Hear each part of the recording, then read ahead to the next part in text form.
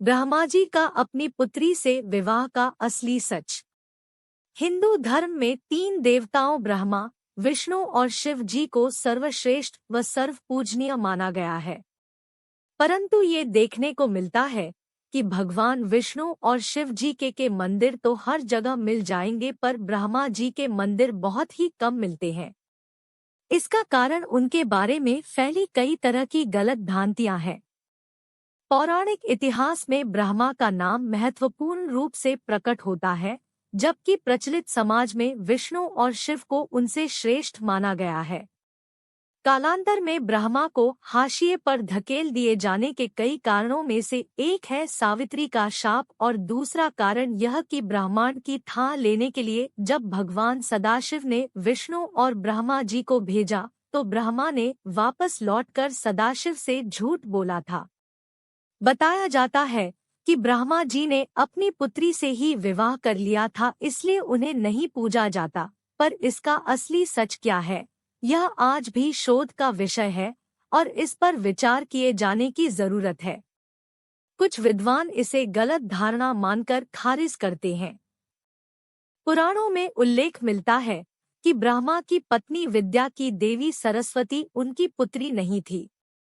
उनकी एक पुत्री का नाम भी सरस्वती था, जिसके चलते यह भ्रम उत्पन्न हुआ। पौराणिक मान्यता के अनुसार ब्रह्मा की पुत्री सरस्वती का विवाह भगवान विष्णु से हुआ था, जबकि ब्रह्मा की पत्नी सरस्वती अपरा विद्या की देवी थी, जिनकी माता का नाम महालक्ष्मी था और जिनके भाई का नाम विष्णु था। विष्णु ने जिस लक्ष्मी नाम की देवी से विवाह किया था, वे भृगु ऋषि की पुत्री थी। ग्रंथों के अनुसार ब्रह्मा जी की 5 पत्नियां थीं: गायत्री, श्रद्धा, मेधा, सावित्री और सरस्वती।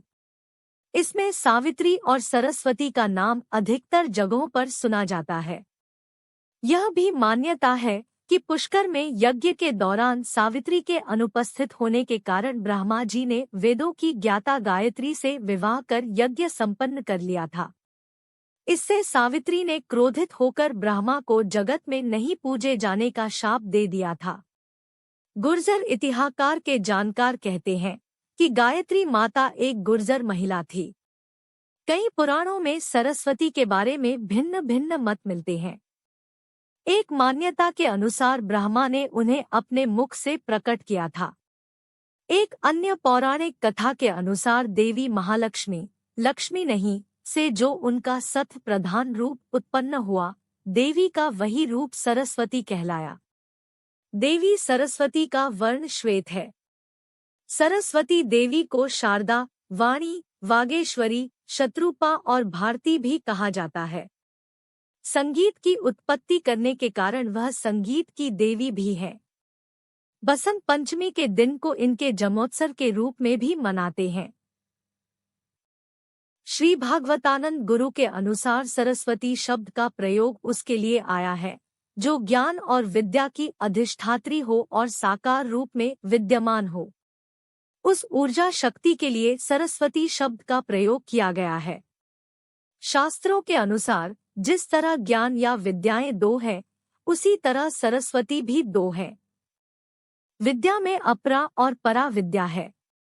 अपरा विद्या की सृष्टि ब्रह्मा जी से हुई, लेकिन परा विद्या की सृष्टि ब्रह्मा, ईश्वर से हुई मानी जाती है। अपरा विद्या का ज्ञान जो धारण करती है वह ब्रह्मा जी की पुत्री है, जिनका विवाह विष्णु जी से हुआ है। ब्रह्मा जी की पत्नी जो सरस्वती है, वे परा विद्या की अधिष्ठात्री देवी है। वे मोक्ष के मार्ग को प्रशस्त करने वाली देवी है और वे महालक्ष्मी की पुत्री है। शाक्त परंपरा में 3 रहस्यों का वर्णन है: वैकृतिक, प्राधानिक और मुक्ति। इस रहस्य का वर्णन प्राधानिक रहस्य में है। इस रहस्य के अनुसार महालक्ष्मी के द्वारा विष्णु और सरस्वती की उत्पत्ति हुई, अर्थात विष्णु और सरस्वती बहन और भाई है। इन सरस्वती का विवाह ब्रह्मा जी से और ब्रह्मा जी की जो पुत्री है उनका विवाह विष्णु जी से हुआ है। पुराणों में हेरफेर। मध्य एवं ब्रिटिश काल में पुराणों के साथ बहुत छेड़छाड़ की गई है।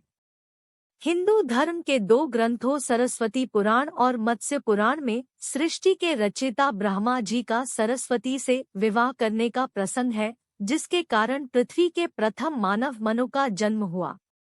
लेकिन पुराणों की व्याख्या करने वाले सरस्वती के जन्म की कथा को उस सरस्वती से जोड़ देते हैं जो ब्रह्मा की पत्नी है, जिसके चलते भ्रम की स्थिति बन गई है।